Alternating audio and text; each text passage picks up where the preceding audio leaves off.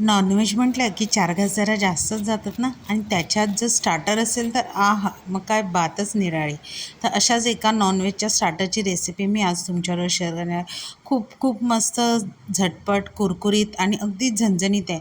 तुमच्या तोंडाची चवसुद्धा बदलून जाईल. तर चला रेसिपीला आपण सुरुवात करूया.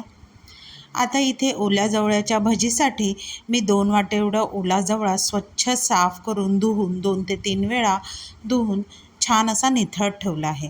एक अर्धा तास निथळून झाल्यावर एका बाउलमध्ये आपण तो काढून घ्यायचा आणि त्यामध्ये 2 कांदे, मीडियम साईजचे कांदे घेतलेले आहेत. आलं घेतलेलं आहे 2 मोठे चमचे.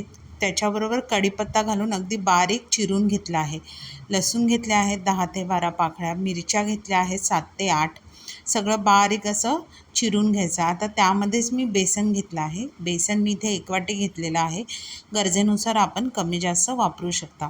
त्यामध्ये तांदळाचं पीठ, धने, जिरे पावडर, गरम मसाला पावडर, हळद, लिंबाचा रस, चवीनुसार मीठ, गरम मसाला पावडर, लाल कश्मीरी मिरची पावडर आणि मालवणी मसाला घातलेला आहे. आता छान असा व्यवस्थित जवला जो आहे तो हलक्या हाताने आपल्याला मिक्स करायचा आहे. आणि लगेच मिक्स झाल्यावर अगदी लगेच आपण ह्याच्या भज्या करायला घेणार आहोत. जर का तुम्ही हे साईडला ठेवलं तर त्याला पाणी सुटण्याची शक्यता आहे. त्याच्यामुळे जेव्हा तुम्ही भिजवाल तेव्हा लगेचच भज्या करायला सुरुवात करायची. आता इथे मीडियम गॅसवर मी तेल असं छान मध्यम गरम केलेलं आहे. आता मीडियम गॅसवरच आपल्याला एक एक भजी जी आहे तळून घ्यायची. आता इथे मी सुरुवातीला एक भजी तळून बघितली, ती जराही तेलामध्ये सुटली नाही. म्हणजे आपलं बेसनाचं जे प्रमाण आहे ते अगदी परफेक्ट आहे.